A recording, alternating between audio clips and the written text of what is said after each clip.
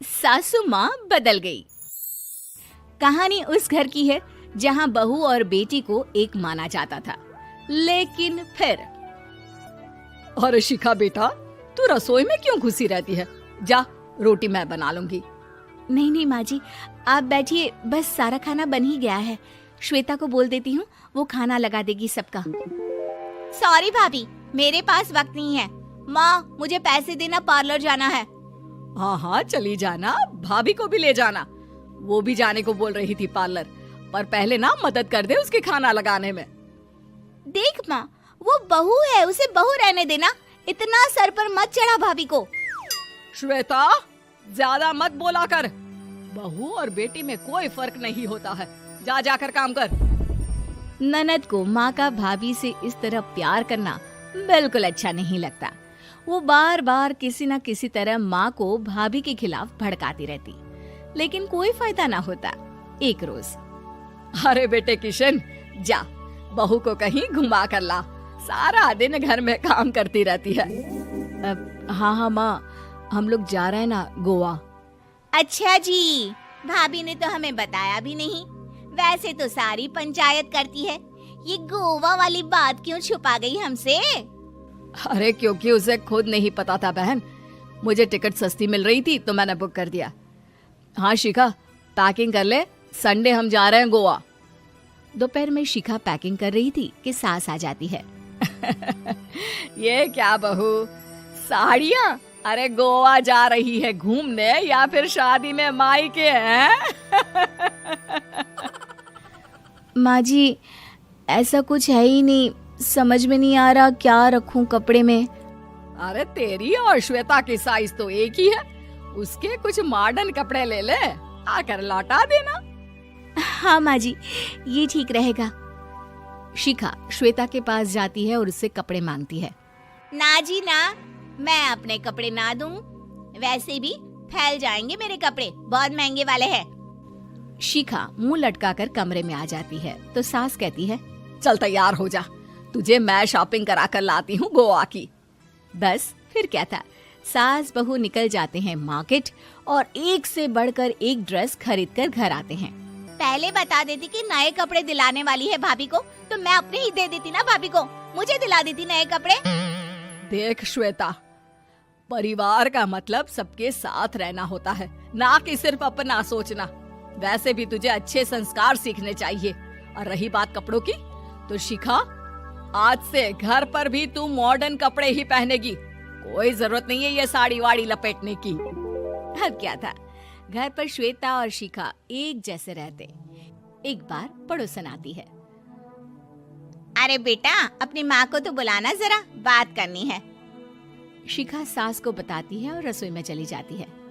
ये आपकी बेटी बहुत बड़ी हो गई है, इसके लिए एक रिश्ता है, कहो तो बता दूं। ये बेटी नहीं बहू है, घर में सब एक जैसा ही रहता है। वैसे मेरी बेटी भी बड़ी हो गई है, कोई रिश्ता हो तो जरूर बताना। पड़ोसन रिश्ता लेकर उन लोगों के घर आती है। तब श्वेता की होने वाली सास कहती है, तो ये घर है, कितने मंजिल का है? और ये बहू ने आपकी क्या पहन रखा है, जीन्स टॉप? अरे भाई, साड़ी वाड़ी नहीं है क्या इसके पास? देखिए, सर्दी है तो साड़ी में बहू कैसे मैनेज करती, वैसे पहनती है साड़ी भी। देखिए, हम लोग ठहरे पैसे वाले लोग, कोई कमी नहीं है हम लोगों के पास पैसों की, बहुत पैसे हैं, जमीन, नौकर चाकर, कार, सब कुछ है, लेकिन घर में संस्कारी बहू चाहिए। समझ रही हैं ना आप? सास कुछ कहती कि श्वेता बोल पड़ती है, हाय रे, नौकर चाकर से लेकर जमीन, कार, पैसा, हाँ हाँ, मुझे रिश्ता मंजूर है, मंजूर है मुझे। अरे रुक जा श्वेता, मैं बात कर रही हूँ ना। देखिए, हम लोगों के घर इतनी आजादी नहीं मिलेगी। अरे हाँ कर देना माँ, हाँ कर दे जल्दी से। सास क्या करती, बेटी की शादी ऐसे घर में कर देती है जहाँ ना उनके विचार मिलते हैं और ना ही आचार। शादी के बाद एक रोज फोन पर, श्वेता बेटा, एक बार घर आ जा, बहुत दिल करता है तुझे देखने का। माँ, वो घर पर बहुत काम होता है, कैसे आऊँ? बड़ा घर है, लेकिन आने जाने वालों की लाइन ही लगी रहती है। बेटा मैं तो जानती थी उस घर का हाल, लेकिन तू ही नहीं मान रही थी। माँ देख, हर घर का यही हाल है। तेरी बेटी को यहाँ घूंघट हटाने की परमिशन नहीं है और एक तरफ भाभी स्कर्ट पहनकर घूम रही है। बेटा मुझे क्या पता था कि मेरी बेटी को ससुराल के नाम पर पिंजरा मिल जाएगा। अच्छा माँ, फोन रखती हूँ, सास को गर्मा गर्म रोटी खिलानी है। तुम लोगों की तरह नहीं कि एक रोटी बनाओ, एक सब्जी बनाओ, फिर सारा दिन फ्री होकर घूमो। सास फोन तो रख देती है, लेकिन सोच में पड़ जाती है कि एक तरफ बेटी जिसे कोई आजादी नहीं, वहीं दूसरी तरफ बहू जिसे देखकर लगता ही नहीं कि उसकी शादी भी हुई है। अगले रोज। शिखा, अरे ओ शिखा। हाँ माँ, क्या हुआ? कुछ चाहिए आपको? मैं जिम जा रही थी। जिम के कपड़ों में बहू को देखकर सास को घूंघट में अपनी बेटी का ख्याल आता है। देख बहू, घर में बहू की तरह रहा कर। इतने टाइट कपड़े पहनकर जिम जाना पसंद नहीं मुझे। जा जाकर रोटी बना। रोटी? माँ अभी तो शाम के 6 बजे हैं, इस वक्त रोटी? अब क्या मेरे खाने पीने पर भी पहरा है? अरे जब मर्जी तब मैं अपने घर में खा भी नहीं सकती क्या? बहू को अजीब लगता है। वो समझ नहीं पाती कि जो सास कल तक इतनी सपोर्टिव थी, उन्हें अचानक से क्या हो गया। वो किचन में जाती है, गरम रोटी के साथ 2 तरह की सब्जी, रायता, सलाद सब लेकर सास के पास आती है। माँ जी, खाना। इतना सारा खाना? राक्षस समझा है क्या मुझे? रोटी मांगी थी मैंने गर्मा गर्म बस। पर माँ जी, रोटी खाती किससे आप? सब्जी तो बनानी थी ना।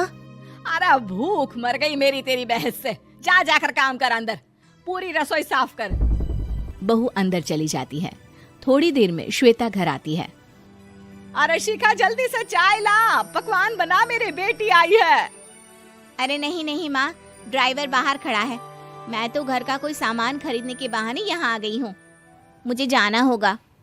अरे बेटा, पर कितने दिनों बाद देख रही हूँ तुझे, रहने आ जाना 2-4 दिन के लिए। आ जाऊंगी माँ, जब मेरी सास मरेगी तब। मैं तो रोज मन्नत मानती हूँ कि मेरी सास मर जाए तो अच्छा है। अच्छा चल, जा रही हूँ माँ। हे भगवान, कैसे कैसे दिन देखने पड़ रहे हैं मेरी बेटी को। सास अंदर जाती है, जहाँ श्वेता की जिम वाली सहेली का फोन आया होता है। क्या बात है, आज जिम नहीं आई? अरे पता नहीं यार, आज माँ को क्या हो गया अचानक। पर खैर कोई नहीं, लगता नहीं कि मैं अब जिम आ पाऊंगी। शिखा स्पीकर पर बात कर रही थी, जिसे सास सुन रही थी। यार ये सास ना होती ही ऐसी है। मैं तो कहती हूँ बुढ़िया जल्दी मरे और तू आराम से जिए। शिखा को सहेली की बात पर गुस्सा आ जाता है। माँ के मरने की कौन सा बच्चा दुआ मांगता है मोहिनी? आगे से ऐसी बात मेरे सामने मत करना। हमारे घर की शोभा ही माँ है। क्या हुआ जो थोड़ी सख्ती दिखा रही है? उसमें भी कोई ना कोई उनकी भलाई ही होगी। मैं तो कहती हूँ भगवान मेरे जैसी सास सबको दे, जो सिर्फ माँ की तरह है। सास वाली तो कोई बात ही नहीं है उनमें। सास ये बात सुन रही थी। उनकी आंख में आंसू आ जाते हैं कि क्यों वो बेटे की किस्मत में बहू को भी भागीदार बना रही थी। शिखा, अरे ओ शिखा, क्या हो गया? जिम नहीं जाना क्या?